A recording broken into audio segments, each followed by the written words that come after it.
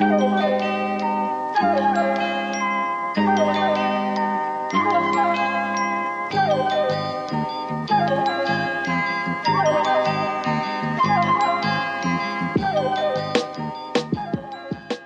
okay, you ever just read something that fully stunlocks you occasionally? More and more these days, I would say. Yeah. All the time. So you know me, right? You know I like to read the transcripts of earnings calls, and I'd like to read things that CEOs say about certain companies. Mm-hmm. And I never thought it would happen to me, but Starbucks is officially launching Starbucks Odyssey, which is launching later this year, the coffee chain's first foray into building with Web3 technology and NFTs, allowing its customers to both purchase and earn digital assets to unlock exclusive experiences and rewards. Yes. Okay. I'm sorry, what year is this? Shit. I'm sorry. That was from 2022. Let me get the right document up. So Starbucks CEO Brian Niccol emphasized that while Starbucks is currently focused on learning and experimentation within the AI space. Sorry. I got it wrong. Did things not work out for Starbucks Odyssey? Would you say that Starbucks Odyssey's journey was in some way delayed and knocked off course a number of times, and therefore was an extremely frustrating experience for Starbucks? Well, hold on. I YOLO'd every penny I've ever earned from the podcast into Starbucks Odyssey bucks. They could have just called it Starbucks. A bunch of guys are lined up trying to fuck Starbucks' wife right now. Yeah. And, there's this really crazy new ordering system where your drink is free, but you have to shoot an arrow, something like this. No, let me just check. I put it all into Odyssey bucks. Okay, let's see. Mm-hmm. Yeah. How many NFTs did you get from those? Let me just quickly calculate benefit net of tax losses. I am in thousands and thousands and thousands of dollars worth of debt. It's okay. It's okay. You can dig yourself back up again with this AI thing. Yeah. Were they trying to rebrand coffee as Slurp juice? Well, that could have worked. That could have been. They could have done so many good things in 2022. Is Slurp juice a soup? Yeah. So remember 2022? I sure do. Brian Niccol, the new CEO, former CEO of Taco Bell, they kicked out the McKinsey consultant that lost them $20 billion, and then they hired the Taco Bell guy. He looks like he's gotten Chad surgery. Guy who only knows how to do Taco Bell motivation, so it's like Starbucks is a brand that believes in living mass. Or at least living venti.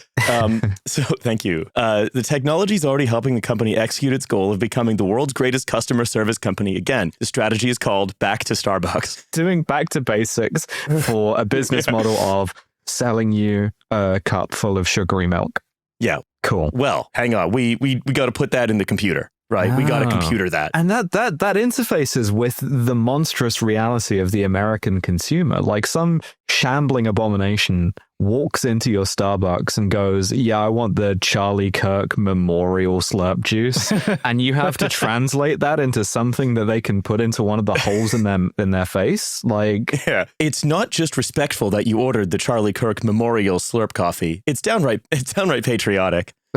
So if a partner encounters a problem with equipment or needs guidance on, quote, how to build a drink, then the Starbucks Green Dot AI system quickly delivers the right ansor or solution. This is going to turn me into Dennis Leary. I want a coffee flavored coffee. God damn it! None of this anti-woke shit. Because now you can do a pretty good type 5 on this of how now you have to do a bunch of anti-woke virtue signaling and it's as annoying to you as the woke stuff was back in the day. And it's you have to click through 5 minutes of do you want a Charlie Kirk coffee? No, just a normal coffee. Do you want a Donald Trump coffee? No, just a normal coffee. Normal coffee. Do you want the Donald Trump coffee and it gets served in a fighter jet and it gets deployed out the back of it in his meme that he did? Despite the advancements in artificial intelligence, Niccol was quick to quash any notions of a fully robotic staff, saying, we're not quite there yet. Yeah, they haven't taught a computer to have they-them pronouns yet, so no danger. Or more specifically, they haven't taught a computer to have they-them pronouns in one of 3 locations in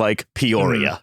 Also, they can't, it's very sick because they talk about the way that it's framed is we're going to, but you're really far away from having fully automated coffee processing stuff. But Blank Street, that's Blank Street's whole thing, isn't it? That they have their baristas don't actually make the coffee. They have machines and systems that basically do, and the barista's whole job is just to sort of manage those systems. Stand by the machine and have pronouns. Perfect. Ideal job. Yeah. Basically mine as well.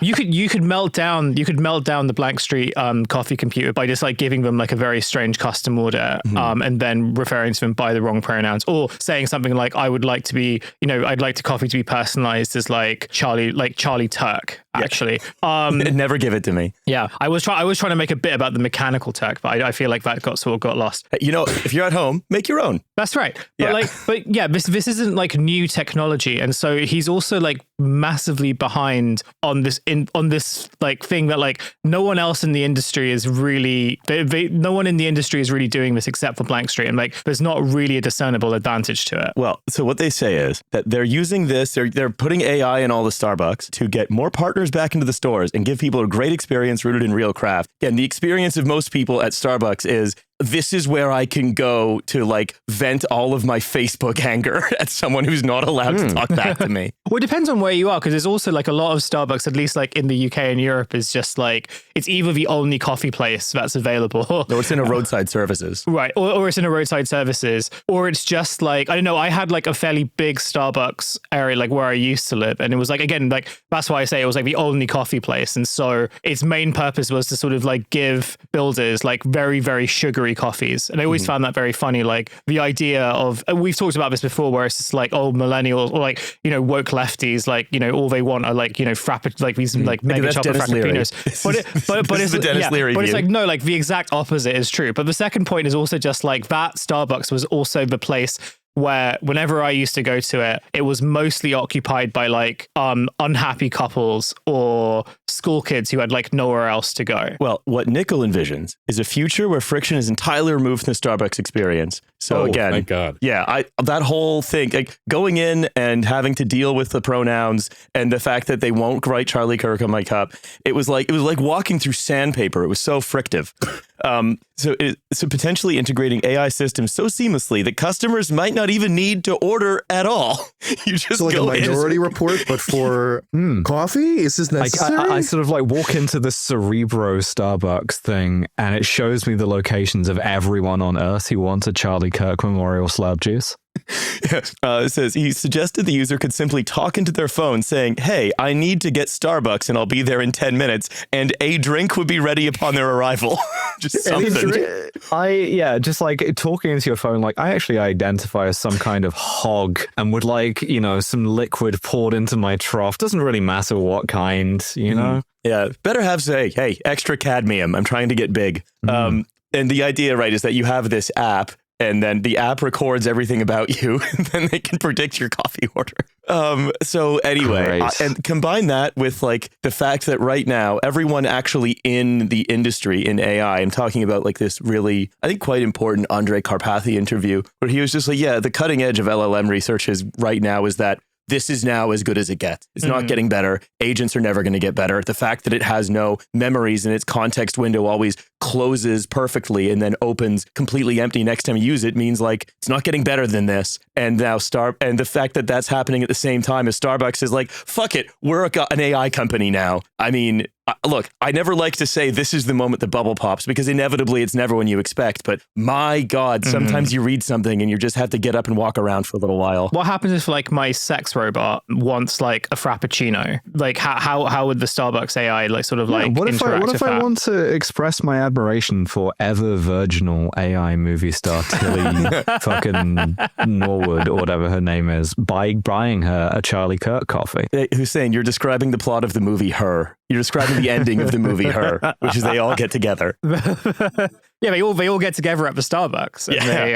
well, you know that's what I remember. They're gonna finally make it a place to hang out again, as opposed to a place for either builders to get like 30 times their daily allowance of sugar, as is in UK and Europe, or for people to like have one side of an argument they've been having in their head for 14 years with a bewildered teenager. Can't wait. Thank you, Brian Nickel. Remember Global Village, the Global Village coffee house aesthetic? What a wonder that was. Oh, the music. The Paneras, like, I don't know. I remember it being very warm, very simple. Dare I say it's nostalgic, but seems better than what it is right now. Return with a V. This is what they took from you. This is unironically what they took from you.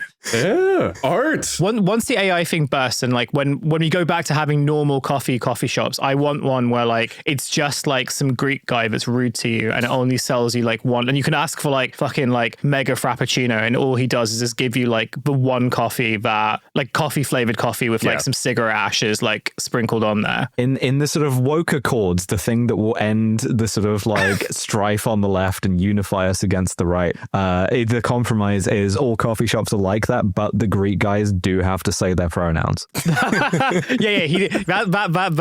the deal. They can be rude to you as much as you want, but they do have to respect your pronouns. I'm on the negotiating team for the woke accords. We're all flying out for it. Yeah.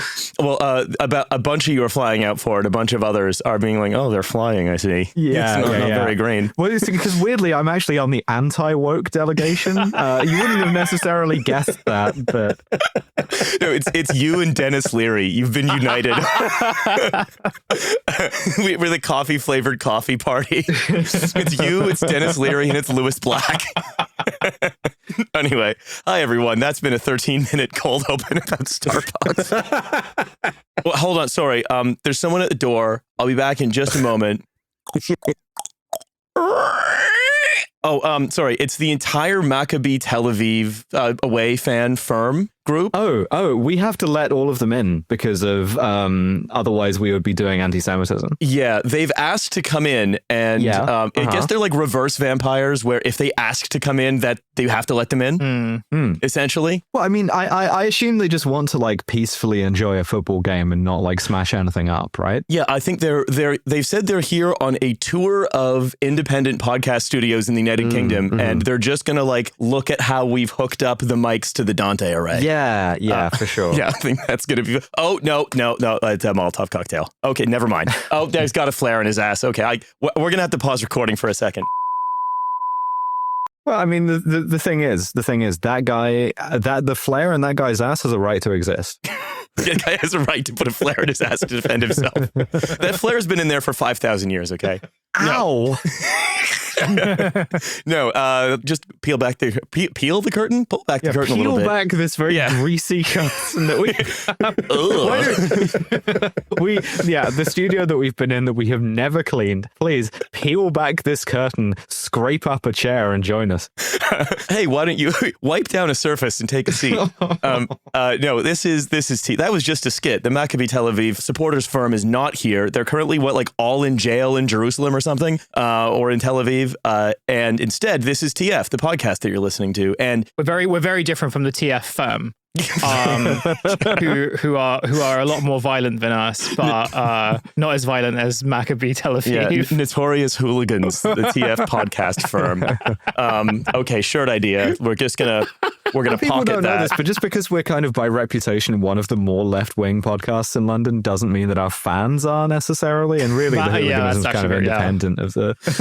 Well, it's not even really almost so much about the podcast, actually. Like, it's a bit like the Chelsea Headhunters. Like, they started getting into like illegal activities via the organization of the... You know what? I'm just going to introduce our guest. It's Séamus Malekafzali. He's back. And everyone. Séamus, you're hosting. You're not just here with a newsletter anymore. You're hosting a podcast now. Yes, I gave in to the want of every male over the age of, I think, like 23, 24. Yes, me, Dylan Sava, and our producer, M. Siniza, we are now producing a podcast called Turbulence, which is about the destruction of the liberal order since October 7th. And we're very, dare I say it, we like it so far. We've been recording some episodes to bank, which we're going to premiere on October 28th, and I think it's going to be pretty good. I really hope that you get over the sort of thing that a lot of podcasts stumble with, which is how to open the podcast without doing a 20 to 30 minute cold open. The second one is how you tolerate like your firm. So the Turbulence firm might be very different to Turbulence for Hope. Yeah. Have you met your official supporters club yet? Like, do they seem nice, or do you think that did they bring brass knuckles to the meeting? I firmly believe in my own experience of meeting people who follow my work, they are usually more intelligent, much more handsome or beautiful than I am. And I think we're going to keep that up with this podcast. I think we want that kind of audience. Yeah. So what we're going to do is we're going to talk a little bit about, and in fact, you know what, when I say we're going to talk a little bit about sort of the, we'll start with, again, some of the Western world ramifications of the, ongoing atrocities being committed in Palestine. The ceasefire that wasn't, etc. Yeah, the ceasefire in name only. And then we're going to talk about the region itself. I kind of resent a little bit the fact of being unable to ignore a football argument because it was basically made the all channels cause celeb of the entire United Kingdom in a way I think not seen since the fucking Suez crisis over the last 5 days. What's another one of the kind of curses that befall Starmer is that football is one of the only things he genuinely cares about. It's just that due to both his politics and how personally weird he is, he can't ever say anything about it without it being either the most authoritarian thing you've ever heard or just the kind of personally strangest. And this one's kind of in both camps. Yeah. So to catch you up on, if you're in America, maybe you haven't been following this, Israel's second most racist football club, Israel's second most racist football firm, Maccabi Tel Aviv. You'll never sing that. Maccabi Tel Aviv, they are supposed to play a match against Aston Villa as part of the Europa League, Europe's second-rate league. This was supposed to happen, and then the West Midlands Police issued an order saying, hey, we're not going to allow the away fans to come to the game. Yeah, which they had done for, not even West Midlands Police specifically, but which police in the UK do fairly regularly, couple of times a year for all sorts of overseas fans. They did this for Legia Warsaw last year, I think. So not unique, not new. Yeah, this is off the back of events of last year in Amsterdam, where this same fan firm basically appears to have started a riot by just being so drunk and hooliganish. And, it's a few things about this are sort of darkly amusing. Number one is that when this ban was announced by the police, these bans come from a history of moral panics around football hooliganism that were replete in the UK in the 1980s and the 1990s. And now you have what appear to be the entire British political mainstream coming out in favor, in principle, of football hooliganism because it has been made politically necessary to do so by the fact that this is something that will anything to make Israel seem normal. God, has anyone ever won at British politics as much as Tommy Robinson has? I swear to God. No, Tommy is literally right now, he's a guest of the Israeli Minister of Diaspora Affairs. And I follow the minister's Telegram channel. He's interviewing him talking about to the Israeli government, this man is the repository of all of the most incisive critiques of British society right now. He's skyrocketed in terms of relevance in ways that really are quite frightening. Yeah. And you know what else? You know where Tommy Robinson's background is? You know why he is who he is, other than probably tapped up by the intelligence services? Why he is who he is and does what he does is football hooliganism. Yeah. He is a leading football hooligan. That's where his background is. Actually, I read somewhere that he actually wasn't really that kind of notorious a hooligan, and there were actual hooligans that were annoyed with him. He was a fake fan. He brands himself that way, but stealing valor is really, really fun. Basically, yeah. They were he actually wasn't really he was a bit of a pussy, and he's just kind of riding the wave, and he's a charismatic guy, but they were just yeah, he didn't really actually do any proper violence. I read that years ago, and I thought it was so funny. And obviously thinking about the context now, I'm just imagine being a fucking guy who's you've dedicated yourself to football hooliganism, and that's your thing, and you sort of really you've sort of lost teeth as a result of it, and you see this fucking someone guy called Mickey de Terror or something. And you just see this fucking guy who is some 5'6" weirdo who you just sort of saw as short and scrawny, and he's getting all the things that you want or that you deserve, and I think that's just so funny. But yeah, I think the point about we spoke about this a little bit with Eleanor fairly recently, but it is sort of interesting to see that the efforts to kind of make Israel be or appear to be normal, like a gargantuan task, considering that, like, you know, they are still killing people and they are still sort of putting out like tons and tons of content. And also I saw this video the other, like I think this morning, of like an exercise class where like the women who were sort of doing like Pilates or something were doing it to like that the song like May Your Village Burn, or so I don't know what the name is, but like that's the sort of like line, and that's sort of like presented as like the kind of unofficial anthem of Israel right now, which I gotta say very, very normal. Yeah. But like the point just being that like as the Israeli state has become more and more unhinged, which is, you know, very, very, you know, that's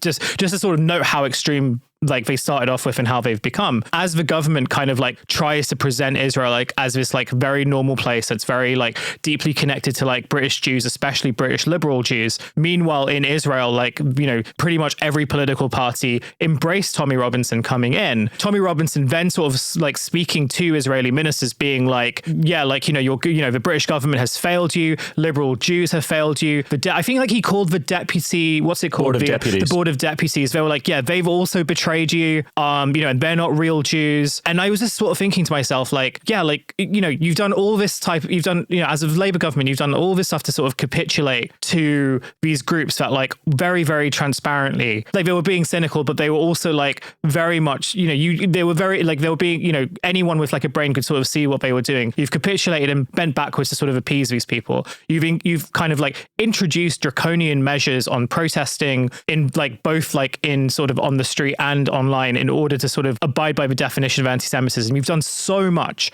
to basically say that, like, you know, you are on the side of like Israel, and that still isn't enough. And this 5'6" guy who like has stolen valor for being a football hooligan is undermining all of that, and there is nothing you can do. Well, what they can do is what they have been doing, which is preemptively agreeing with him, which is every organ of the British state and British there was a fucking live blog about like the Maccabi Tel Aviv banning scandal. Yeah, and I saw like some news stuff where they were doing like these kind of like 25-minute segments and like spiked like to like one of a 1.5 hour long podcasts all about this, and it was just like I was really kind of like, I don't think this is as much of an issue as like as like you guys are presenting, but nevertheless it is also sort of endemic of like how kind of like the media, both traditional and new media, like see themselves in terms of like being able to shift the debate and like sort of shape policy as a result. And like this Labour government, I feel like in every turn have sort of like really jumped the gun in terms of like they see what's happening in this sort of like media landscape and they try to sort of react to it in order to kind of minimize the perceived damage. Was this making you happy? Is this a nut? I'll drink more from the puddle. And they see that like this government is like really, really responsive to all the fucking whining that we do on this show. And like, you know, you can exaggerate as much as you want and they will sort of like appease you, in part because like they're so desperate to like increase their approval numbers that they are willing to kind of like really sort of jump the gun, particularly when it comes to draconian measures, in order to prove that they're sort of like cracking down on like, you know, crime and stuff like that. But it's like the conclusion has always been like, it's never enough. It is never, ever enough. But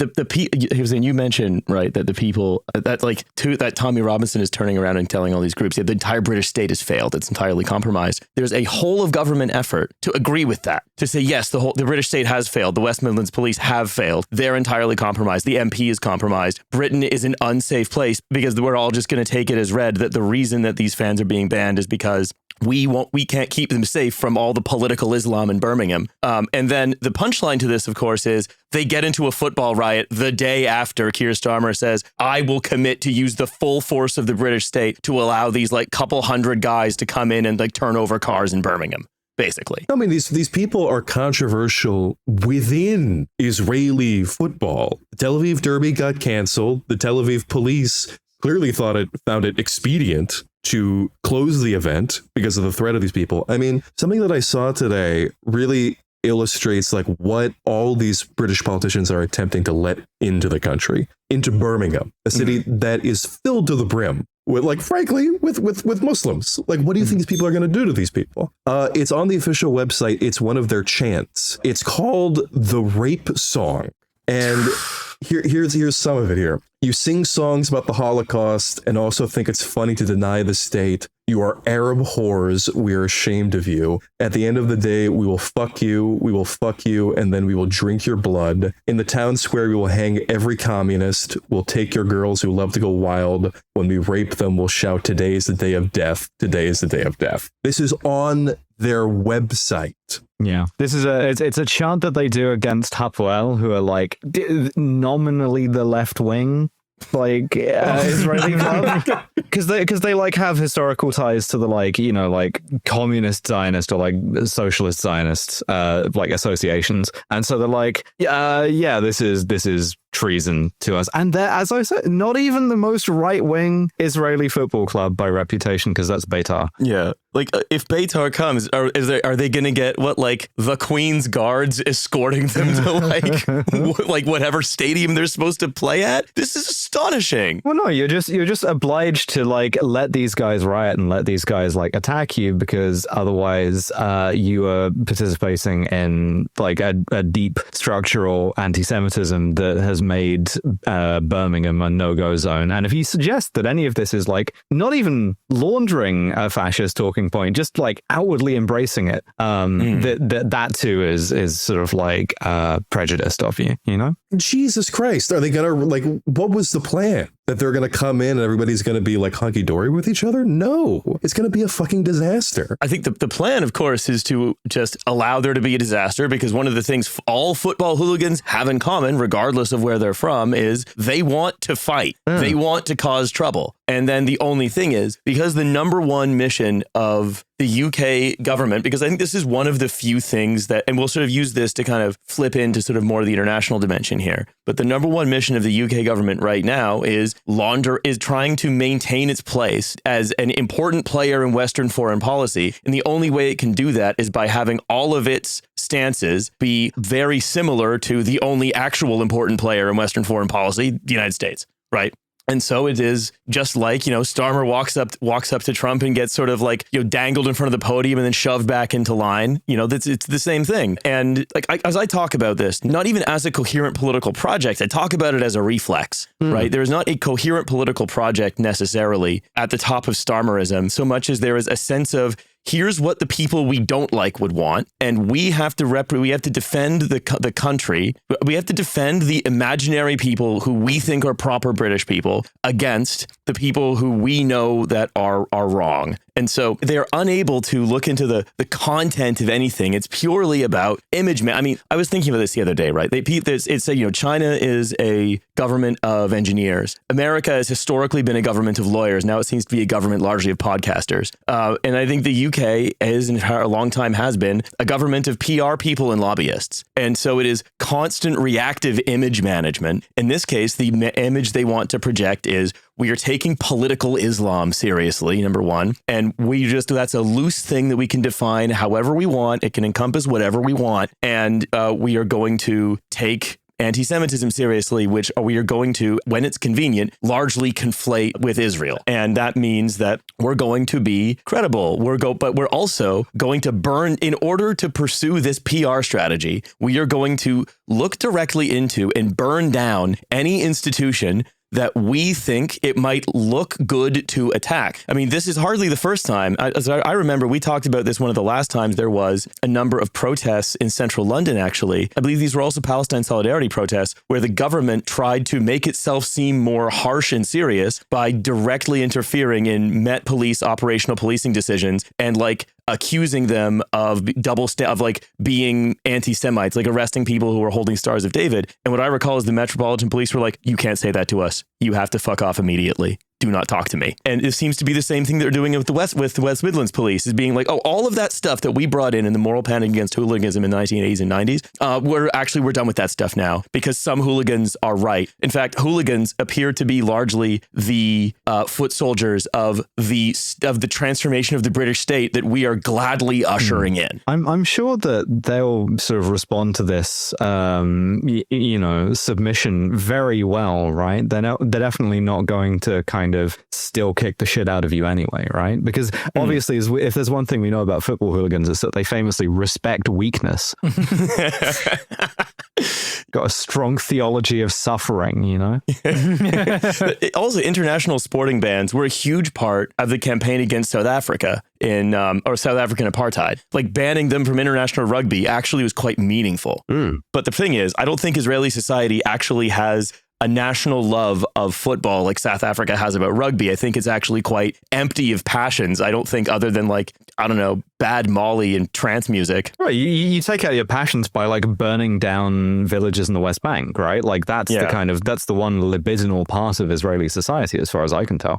I mean, there's a football culture. I mean, they have a lot of football clubs, but in terms of that actually translating into quality, I mean, we saw with the national football team when they played against Italy and Norway in the qualifiers, like it's not really going anywhere as much as I can tell. They won. I remember like back in the 60s when Israel played in the AFC, when it still played in the AFC, they won the Asian Cup, but that was only because there were like 5 countries playing against them. Like they're really not good at it. Sorry to say. Yeah, but I mean, what's weird to see is the entire British government putting everything, going all in on Israel's second most racist football firm to make their point for them, and then eating shit, obviously, on the river. You could easily predict that, but it also contributes to this sense that nothing is true and the truth doesn't matter, and there is more and more of the world that just lives under the rule of power. It just happens that the people who are exerting power here don't understand it and are quite stupid.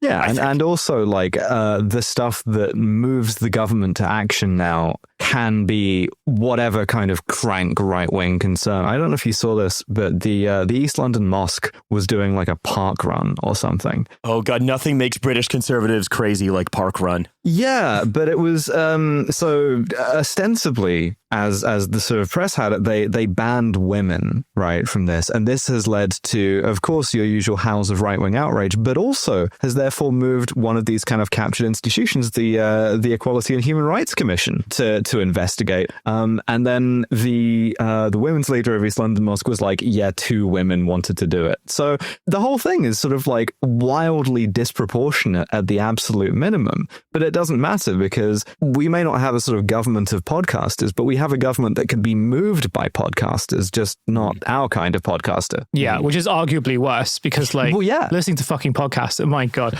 No offense to anyone listening to this show. It's more of a, it's like government as sort of having its sort of concerns and actions dictated by worse than podcasters, bloggers. Yeah. Yes. Yeah, but I want to move on to talk about the region itself, right? Because there is a ceasefire, but it is one of these ceasefires that I think is entirely fictional, as the Israeli army has continued killing, at least dozens of Palestinians a day, civilians and combatants alike. But there is this thing that is called a ceasefire, it seems, that could have been brokered by Trump, that is supposed to be part of this long-awaited day after plan that it became very clear that nobody had from October 8th onward. So, Séamus, can you just tell us a little bit about what is this ceasefire that isn't? I mean, ostensibly, this ceasefire is supposed to, it did achieve the exchange of all of the remaining living hostages in Gaza for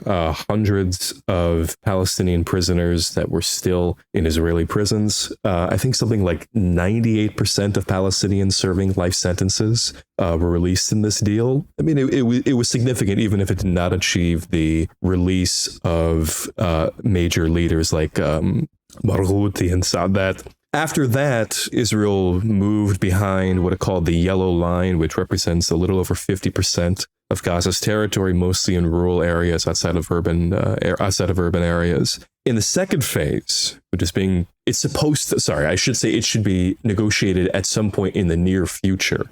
Israel is supposed to move behind another line so that an international force of peacekeepers can come in, which will then disarm Hamas and other Palestinian factions. And then there will be, under the Trump plan, a transitional government of Palestinian technocrats who are apolitical, but are in fact governed by an extraterritorial board of peace, which is chaired by Donald Trump himself. And Tony Blair is supposed to be involved with, alongside a number of other American businessmen whose names escape me. I think there's one Jewish person who's supposed to be on that board as well, a rabbi.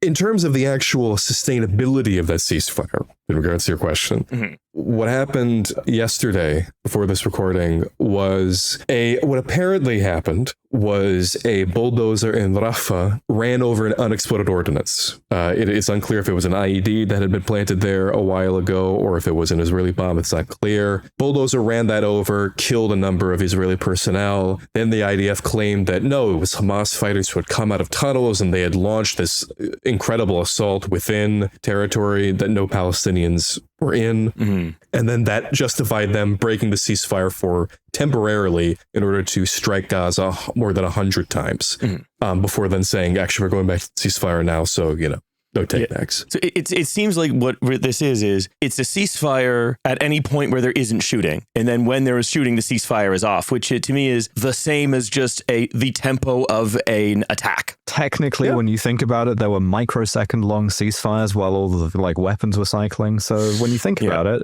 it's been sort of stop-start from the beginning. Yeah. No, what it is it's a ceasefire that one side is empowered to violate at will and can also put the other on the hook for claimed violations, whether that's Hamas sort of attacking sort of armed gangs, whether it's Hamas executing collaborators, whatever it is, that can all get folded into this is sufficient reason for the IDF to start bombing again.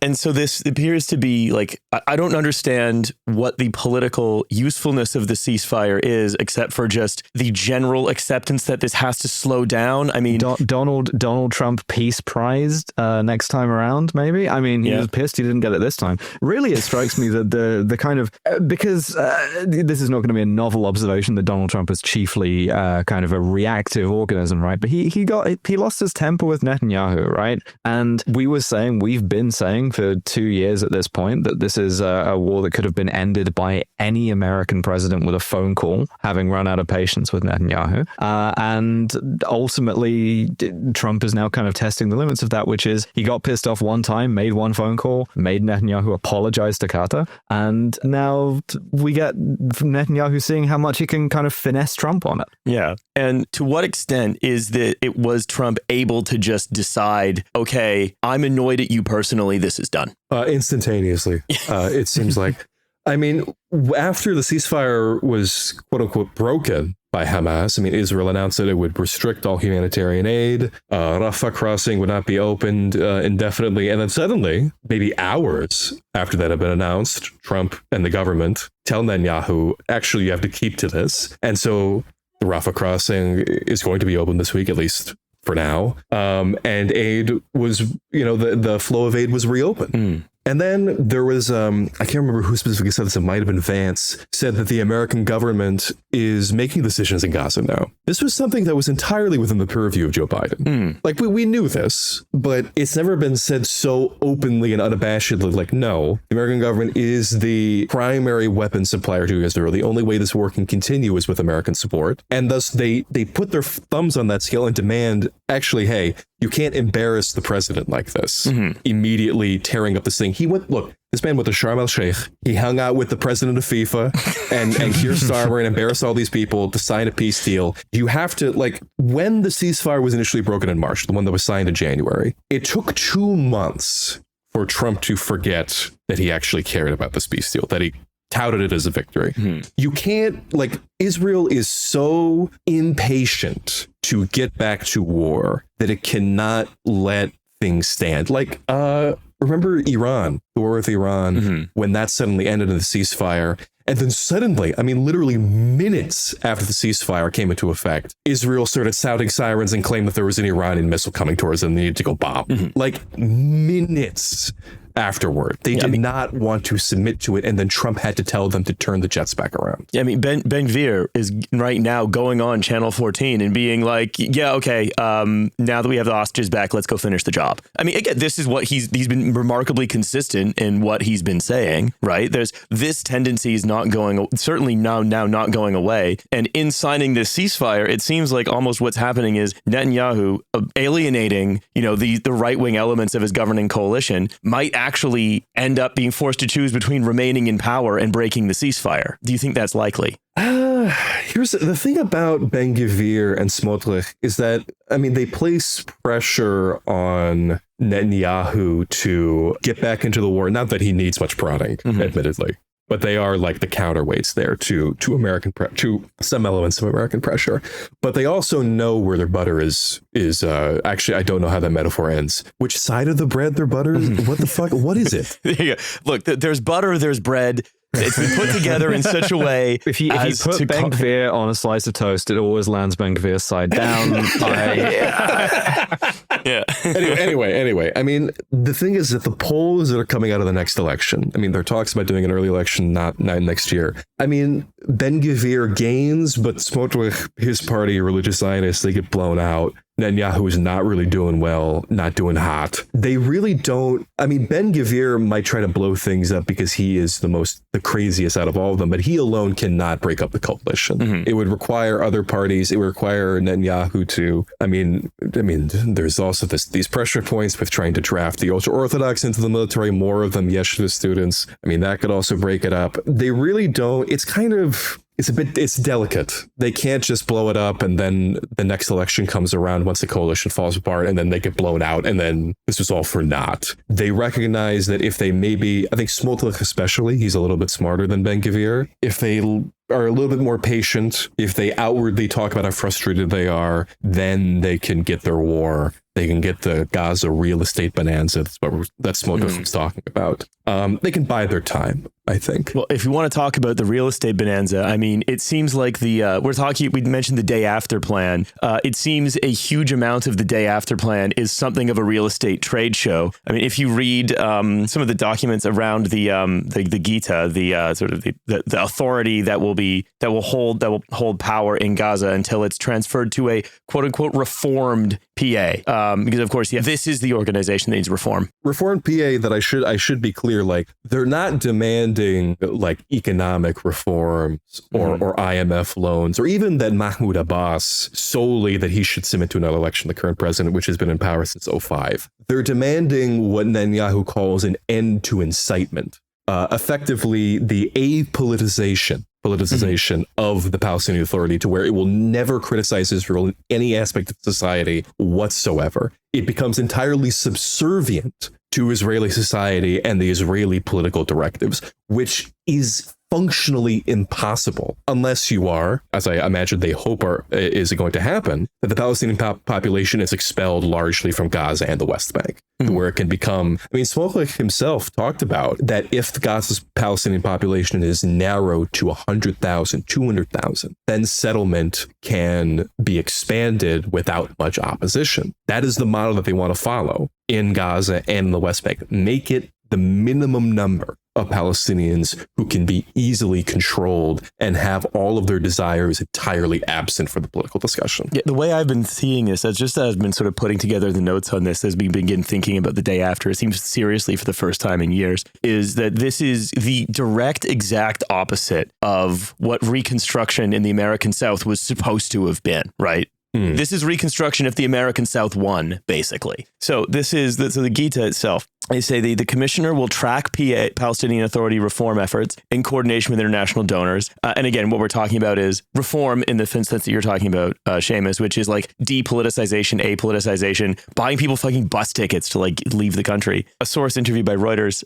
said that the reforms that Tony Blair's plan expects of the PA are, quote, not cosmetic, and that the reason that there's not a set timeline for them to hand over the authority of Gaza to this newly reformed PA is that the process will be performance-based. So yeah, the PA, of course, is the organization that needs. You could argue they do need reform, but nevertheless, they need reform in a direction that is not going to be palatable to Israel. That's a different discussion. Yeah. But they also, this plan envisions the establishment of the Gaza Investment Promotion and Economic Development Authority to secure private finance for Gaza's reconstruction, saying it will be a commercially driven authority led by business professionals and tasked with generating investable projects with real financial returns. It's going to be like, do you want to build like a Trump casino in Gaza, and then we're going to kind of like rattle a can in front of various Gulf states and be like, hey, do you want to build, I don't know, if I can put a TV station there or something? Massive AI Starbucks. Yeah. Are you one of the glasses guys? And here's the thing: if you are one of those glasses guys, and you're one of those people, or you're one of the people who commissions the glasses guys because you're like, I want to build some like interesting architecture that gets a lot of like attention, right? You then ask the question, how do you give me any kind of meaningful guarantee that Israel don't blow it up in a Battlefield 6 level spectacle in like 6 months or a year or 5 years or 10 years? And the answer is, dunno. Because to be honest, it really seems like there is no effective lever on Israel other than Donald Trump's capriciousness, which is not something I would bet a building on. Now, there is restrictions on that. Now, you're talking about, the threat that these might get blown up. That only exists if the Palestinians that are utilizing these projects actually live there. That's true. When they're talking about, I have an image in front of me of 10 mega projects that have been suggested for this. It's unclear on the source, but I have seen this graphic before. They're talking about things like the Elon Musk Smart Manufacturing Zone, the American Data Safe Haven, the MBZ Central Highway, which is the name of the Abu Dhabi ruler, the Abrahamic Gateway, the Abrahamic Infrastructure Corridor. These are things that Palestinian workers would work on in the same way that Palestinian workers from Gaza in the 1980s would come into Israel, work on projects, and then go back. But they're talking about planned cities with AI powerings and dynamic and modern, but these do not appear to be things that will have a lot of autonomy to them. These will not be things that any sort of self-government would be allowed to take control of. The things that the anti-Hamas forces that IDF is building up in like Beit Lahia and in Rafah with Yasser Abu Shabab, these are not administrations in the way that you and I think of them. They are militias that have trucks and they have tents and they gain collaborators, but they are not rebuilding anything. They exist to tempt you with regular food and regular medical services in contrast to the services that were destroyed in your own cities. But there is no future being offered there. It is simply to exist and then you die off. And what's notable, because I've seen the presentation as well that you're citing, is that the vast majority of the companies mentioned in it, and this is like a presentation that's not just like obtained from like Google. This was like republished by the Washington Post and then republished again by Wired. Like there's some, journalistic rigor you can presume that's gone in behind this. Is all these companies are getting contacted and they're like, we don't know what you're talking about. And I think that's largely because there is still a hesitancy. No. They don't want to be associated. They know what this looks like. In the same way that when Khashoggi was killed, lots of countries pulled out of, Davos in the desert and all these different infrastructure projects in Neom. But once that, left the public consciousness to a certain extent, then they came back in droves. Then they started investing in Neom again. Then they started getting back on board with the PR offensive of Saudi Arabia. That's clearly, I think, the hope here, that maybe if they can change the discussion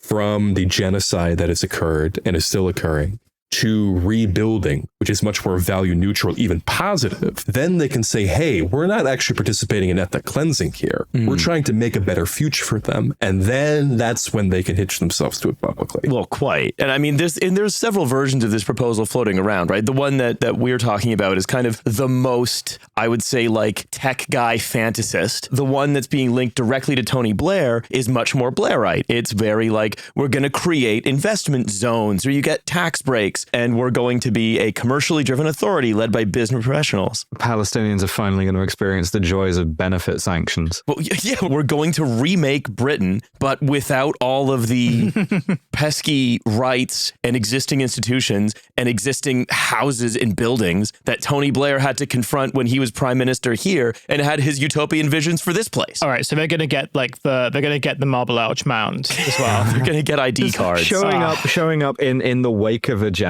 to do some kind of like median center right nanny state stuff and be like, there will be an allowance of food, but it is going to be like, sugar substitutes. Means tested, yeah. It's like when there is eventually a Starbucks got Jamie here Oliver again. in to assign the rationing. Yeah, it's not going. You're not going to get like turkey Twizzlers.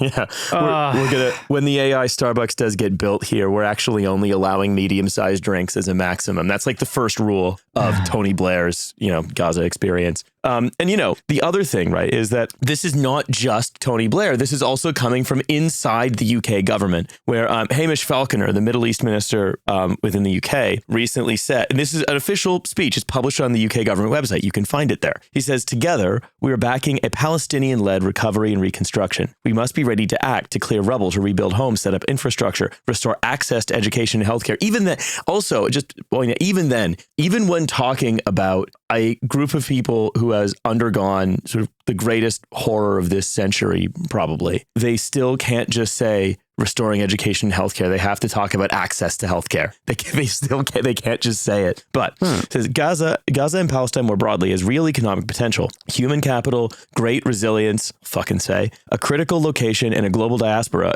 And that potential must be unlocked. This is the conference about how we do that together, how we support the Arab reconstruction plan, how we unlock the vast resources needed, not just through traditional donor finance, but thinking creatively to bring in private capital. And the language that is being used by Falconer here is so strikingly similar to how fucking Bridget Phillipson talks about getting people back to work in the UK. It's like they have one worldview. Yeah, they only have one mode, whether that's for talking to Palestinians or for talking to Britons. Which is like, hey, we're going to unlock your potential. We're going to give you access to healthcare. We're going to do that by like regulating what drink size you can have and, giving you an ID card that zaps you if you don't go to your work capability interview at a job center that doesn't exist. Yeah, and to do all of that is bad enough, but to do it specifically in the wake of a genocide that you haven't just been sort of providing political cover for, but that you've been making money selling weapons used in is a level of evil that I struggle to kind of comprehend. Oh, God. And so what I come back to with the ceasefire, when you want to look at it in totality, there's very little fire that actually seems to be ceasing, but it seems as though this has kickstarted the real estate bonanza private finance contest between whatever fucking tech goblin invented the AI-generated Gaza reconstruction plan that we talked about initially, or just, Tony Blair doing his, we're finally going to do Blairism, but correctly. All of this is surrounding a real estate bonanza that because there's a quote-unquote fake ceasefire, people feel permitted to talk about. If I was to sum it all up, that's kind of the totality of what I see. I think it's been a bit too soon since the ceasefire was signed to see if there's been a distinct change. I think that will become more manifest if we get to phase 2 negotiations. I should say that if right now Israel is predicating the start of those negotiations on Hamas returning all of the bodies of the Israeli hostages, which they are endeavoring to do, but virtually the entire strip has been demolished, essentially. People buried under rubble, countless people buried under rubble, heavy equipment being restricted. They're trying to send in, I want to say something like an 80 bulldozer strong Turkish rescue force to find these people. But Israel is placing restrictions on that because they think it might be used for Hamas purposes. Yeah, they're all going to make killdozers. Whatever. They don't want this to actually come to pass. They got all the living hostages out, so the main political pressure on Netanyahu was removed. They can still claim that they're holding dead hostage bodies, and that can, in perpetuity, be a reason to go back in and to encroach on territory in Gaza, to bomb, to kill, to maim. And they don't ever really have to get to phase 2 if they don't want to. If they get to phase 2, then they can hold that in limbo for however long they want to, because inevitably Hamas is not going to want to accede completely to a Tony Blair transitional government. So I think it'll take a while. It'll get there, I think, to a point in which they can start talking about this stuff much more openly, because they have to if they're talking about phase 2 stuff. But that might be a bit. So basically, it seems like it has happened. It's happened with maximum cynicism, and it's happened in such a way that, again, is maximum cynicism that is on the part, especially of the Western allies who are pretending that this is some kind of a meaningful breakthrough. I mean, when Trump talked about the ceasefire coming to pass, he did not refer to it exclusively as, a regular ceasefire in the way that Biden might have talked about it. Though also I read through the transcript recently of Biden announcing the ceasefire in January, and it literally crosses out when Biden says Hezbollah and then corrects it to say Hamas on the White House official transcript. Oh, God. For 10 years, you've had presidents whose brains don't function. Oh, God. Anyway, when Trump announced it on Truth Social, he talked about 3,000 years of conflict coming to an end, using that old trope, which is untrue, but it's an old trope nonetheless. Yeah, we dealt with those Romans who were encroaching on Judea. I mean, he is desperate for, I mean, just today he was talking with Anthony Albanese, the Prime Minister of Australia, and he said, basically, the Middle East is at peace, but they've got this little thing with Hamas they've got to figure out. It's like, that's the one thing they've got to figure out, and then the entire region will be at peace. Yeah. I mean, there's a singular positive, but there's also a ton of negatives that come with this vision. The single positive is that he has got his hooks in this, his attention in this, and he actually wants it to continue to a certain extent, the ceasefire negotiations. Because it's been made personal to him now. It is now personal to him. It's the same way that when Netanyahu wanted to break the ceasefire with Iran so quickly, I mean, you saw him come off the helicopter and he looked exasperated, and he literally said, like, they don't even know why the fuck they're fighting each other. Like, he saw it as a personal insult, and that kept his attention on it for a little bit. Yeah, just like when fucking when he meets with Putin, and then Putin's like, 40-minute unprompted thing about Rurik the Wise or whatever fucking Mountain Blade character he's into, and like Trump is just like, I don't care. I mean, this is the thing: Netanyahu being difficult to deal with personally because he's a cunt is not new. I think often of the Bill Clinton quote where he gets out of a meeting with Netanyahu and says, who the fuck does that guy think he is? Who's the fucking superpower anyway? But Bill Clinton was beholden to a Democratic Party that needed him to be pro-Israel. So was Biden. So would Kamala have been. Donald Trump is, weirdly, thanks to American Peronism, only answerable to himself. He could get out there and he could be like, it's all the Transjordan or whatever, and every single chud who isn't currently plotting to assassinate him would be like, yes sir, Mr. President, I will die in a ditch for you.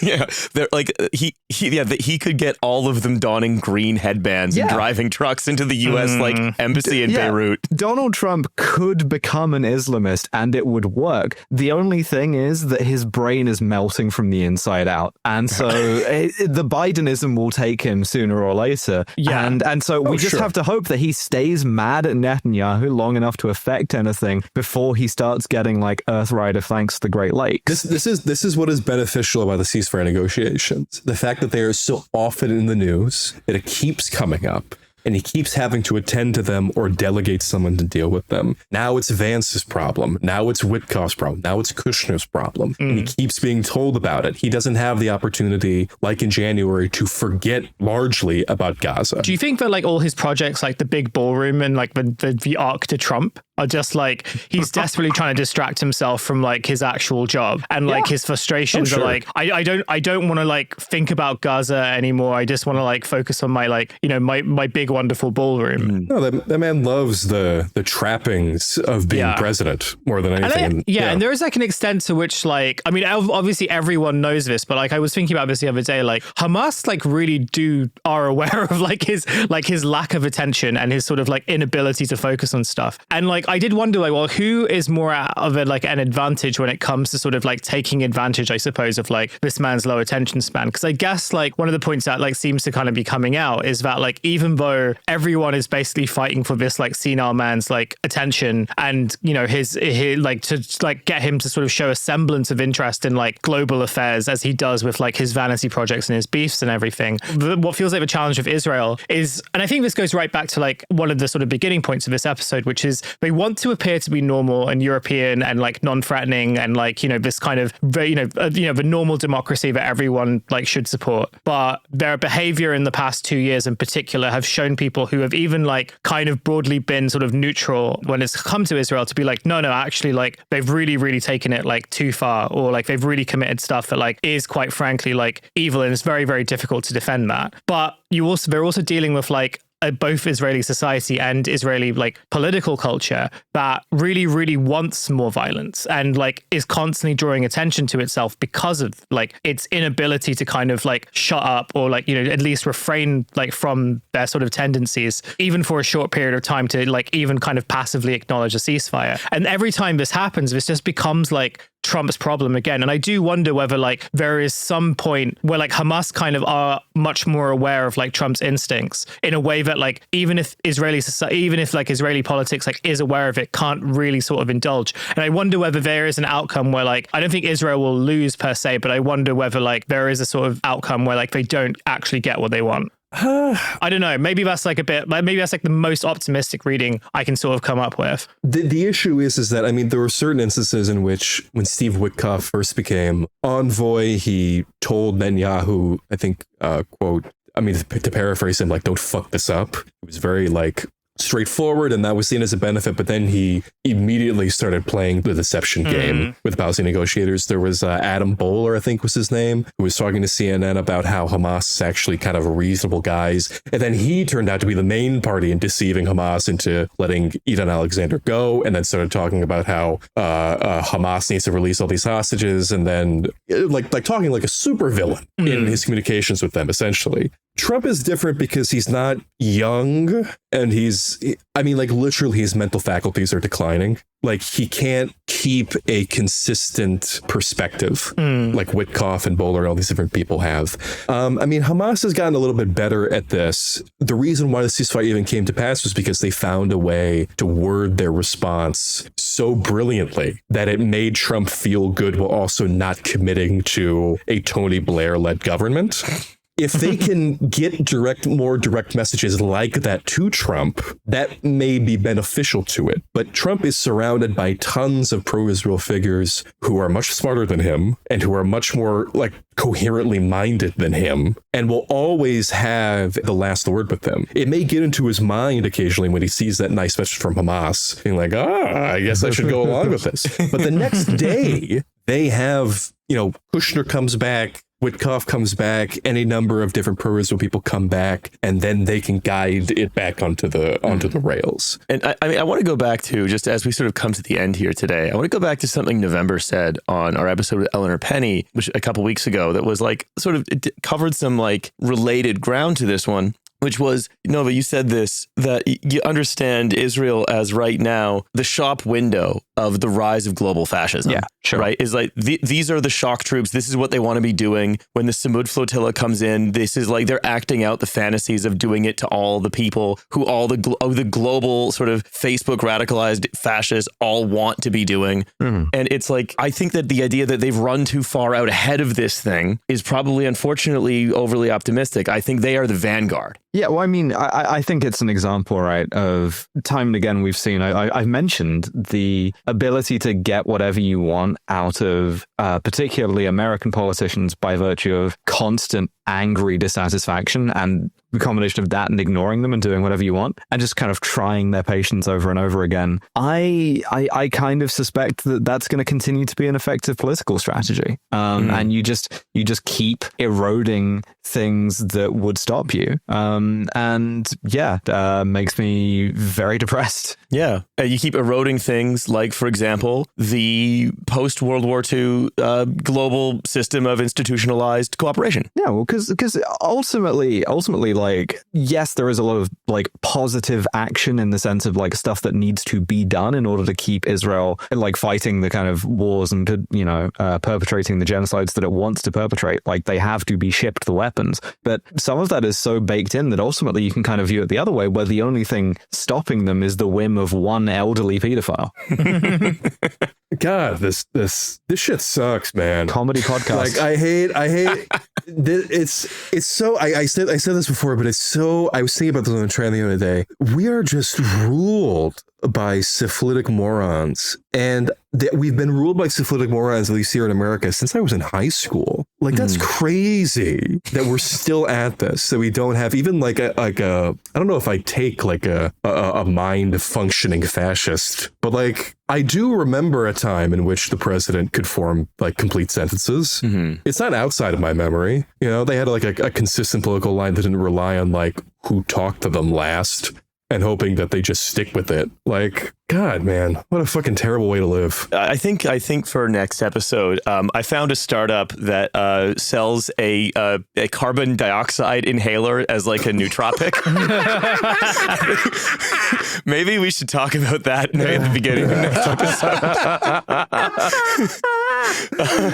Hey kids, you want to get smarter? Try this CO2 inhaler. just like wrap your lips around the exhaust pipe of the car. Yeah. Just for a while. Gonna make you feel great. You don't need these fancy gadgets. There's a button that you can press in your car dashboard that gives you the same thing. What if you own a Tesla, Séamus? Nos is now woke, right? and it's like for pussies. And so you need to like, you need like a new thing. Yeah, the company's called Carbogenetics. Oh, great. That's Actually, yeah, I mean, do you want to take another like 5 minutes and just run through Carbogenetics right now? I need this. I want to understand. What is going on with this? Okay. All right. Carbogenetics, CO2 inhaler, supercharge your body with the power of carbon dioxide. Oxygenate your cells, improve your health by breathing CO2-rich air. Well, the thing is, you're going to want more oxygen, so the oxygen demand in your tissues is going to be, it's important to get that up, right? So apparently it's like what it does is you're breathing in. It costs thousands of dollars. Oh. They take a firm, which is like the American version of Klarna, and they're like, no, it simulates the effects of box breathing, except in this case you can accidentally do too much and then be harmed. You can simulate the beneficial mental and emotional effects of smoke inhalation. Well, I mean, listen, ultimately, when you consider it, you don't get much more relaxed than when you're dead. True. Build CO2 tolerance for resilience. The CO2 inhaler isn't just a quick fix. It's a training ground for your lungs. No. It's lungs gym. You may call it a pack of cigarettes, but I call it lung gym. So building your CO2 tolerance into a superpower that rewires how you perform and feel. Over time, regular sessions teach your body to handle higher CO2 levels with ease, letting you hold your breath for longer and stay cool under pressure. So it's like you're basically doing homeopathic training for smoke inhalation and getting really good at smoke inhalation.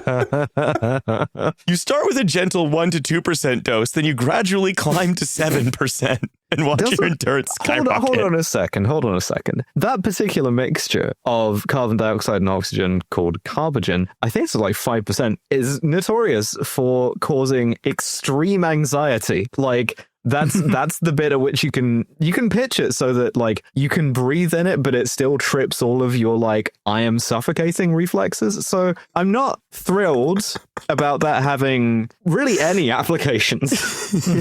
Well, fortunately this is only being sold to like biohackers and tech bros. So basically what's going to happen is like maybe that's what happens. All the people who are working on AWS on the day of recording, they all did like a little bit too much carbogen, freaked out and unplugged all the servers. Yeah. I'm just reading about this, and it seems like a really, really, really bad idea. Well, they say, who's it for? It's for everyone who's ready to thrive. Oh. For example, the worn out warrior, recharge when life leaves you drained. We're gonna partially suffocate. We're gonna dry waterboard a bunch of troops with PTSD. Yeah, they love when you do that. The fitness fanatic, push limits and recover like a pro. The stressed soul, find peace in a hectic world. That sounds like it's for dying. Find peace in a hectic world if your soul is stressed. I think they advertise the suicide pills in Children of Men like that. Just like a suicide pill that like advertises itself on the basis of you will have a horrible time and you're going to be scared the whole time you're dying. Yeah. So the brainiac, stay sharp for every task or test. Again, like sharp in the sense that you think you're suffocating. The sleepless, drift off easy and wake up refreshed. Or the everyday optimizer, feel your best every day. Frequently asked questions. Is it safe? Yes, it is 100% safe. It uses beverage grade CO2. I don't think that's the problem. Like it's just like drinking a Coke? Is that the idea? Yeah, it's like what if you were dry waterboarded with only the bubbles in Coke? Oh wow, that's something what happened to just smoking? Why is this necessary? Just take vitamins. What the fuck does this mean? If I Googled this, does a suicide hotline show up? Yeah, I'm on the Arrowwood trip reports thing for Carbogen. I got passing out in slow motion, near death, a Carbogen experience gone awry. So the other frequently asked question after, is it safe? And they're like, yes, it uses beverage grade CO2. I assume that's the vector of safety we're talking about. The next one down is, will it cure my condition? And then they say, it's not a cure. It's a performance and wellness booster. This device isn't tested for specific diseases. Ask your doctor for medical needs. Then what's it feel like? A subtle warmth with deeper breaths. Some feel a mild tingle as blood flow ramps up, then pure clarity and perfect calm. Again, sounds like something to kill yourself with. Don't wait. Claim yours before they're gone. Oh, And that's okay. Before we move on, the other really funny thing is they were like, okay, yeah, look, we have the CO2 inhaler, but what about someone who wants what can only be described as the Carbogen vac cube experience? is that what they do in like Berlin sex clubs? they have like This would be irresponsible for a Berlin sex club. Concerned about my condition, the friend administering the gas removed the mask around what would have been breath-thirsty. I had been thrashing about in a manner described to me later as being somewhat seizure-like. When the mask came off, my lips were pressed together and turning blue from lack of oxygen. So basically, what they sell is, look, the mask, that's too easy to remove. What if you got into an entire suit with a helmet that's slowly filled with carbogen? I'm looking, Riley just sent me the video, and this is a fetish object. This is an inflation fetish object. This is not meant for human consumption. This is someone. There are some kink applications here, there's for sure. This is not made for. This is for sex. This cannot be made for anything other than sex. Yeah. I'm looking at this environment. It's just like, okay, wait, hold on. There's a great movie called Yes Men Save the World. Mm-hmm. And in that, at the very end, they're doing a fake presentation to investors about like giant inflatable orb suits. And they show a video of all these people, like after global warming has flooded the world, they can all join together in these inflatable orbs suits and then like take on the world anew. And it's like, this is what they look like, the fake suits.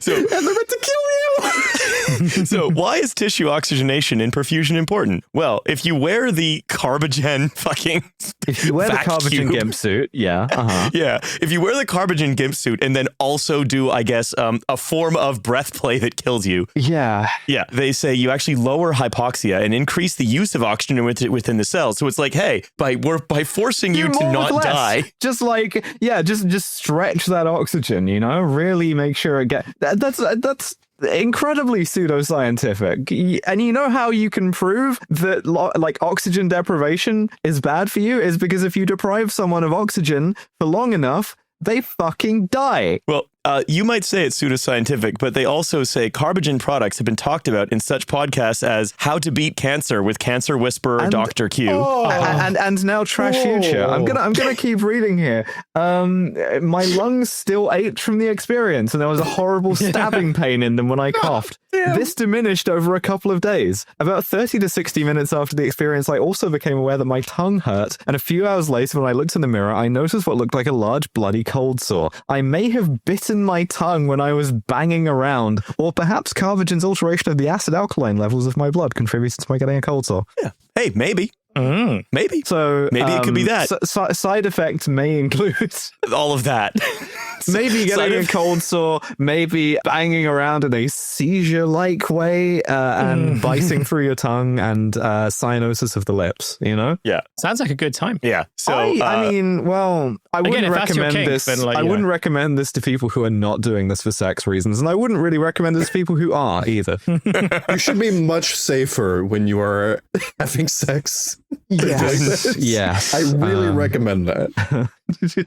Doing unsafe sex, which is not wearing protection, but actually just putting myself in the breath play suit. Don't kill yourself during sex. I can't stress that enough. I'm trying my best not to. Jesus. Or at least don't use some kind of a pseudoscientific nootropic fucking Carbogen suit. Do it in a cool way, like the guy from Kill Bill did. If you die in a sex accident, it should be a way that's like a fun story rather than a depressing, embarrassing story, you know? It shouldn't be this kind of embarrassing. It should be like... Yeah, you'd never really catch David Carradine in one of these. This was dignified. Like some kind... Just zip me into the suit like some kind of gooner astronaut. we choose to jerk ourselves off while choking ourselves and the other things in this decade, not because they are easy, but because we are hard. All right. You know what I'm going to say? Pretty glad I found the carbogenetics.com. We went long today, but I think we all needed to hear from carbogenetics.com. So thank you for your patience, everybody. Yeah, and thanks to them for sponsoring this show. We were all sitting in the Carbogen suits, all of us, including Séamus, who was shipped one. And then I forgot to turn on the Carbogen until like an hour and 4 minutes approximately. It was just a sort of quite straightforward, relatively serious interview until I was like, oh shit, the Carbogen. Gotta turn that on. Anyway, look. Séamus, as always, it's a pleasure to talk to you. Shame about what we often have to talk to you about. But where can people find a little more Séamus, including hearing you talk on an RSS feed that you control? Yes, they can go to Séamus-Malekafzali.com for my Substack, where I write about all things political in the Middle East. And for Turbulence, you can go to turbulencepod.substack.com, where we will be dropping the first episodes on October 28th, 8 days out from this recording. Whenever where you were listening to this, it might be different. I don't know. It's recorded on Monday, October 20th. It'll be released at some point on Tuesday, October 21st. So do the calendar math appropriately. Maybe you started listening at some point in like December and you have like a long drive and you're listening to this in December. Guess what? Turbulence is out and it's been out for a while. So you probably got a lot of episodes to catch up on. I think that's a great thing. Yeah. So, yay. Hello to the future. How's life? Have we fixed everything? Is Carbogen everywhere? All right. Look, Séamus, thanks a lot for coming on. Thank you to my co-host for putting up with a slightly longer episode today. Of course. And thank you to the listeners for listening to us. You can also find us on Patreon. You know all about it. It's Patreon. It's Trash Future. It's £4.50 a month. There's another episode every week. Second episode this week could be a couple of things, actually. I'm still kind of working it out. So, stay tuned. But we'll see you there. Bye, everybody. Bye. Bye.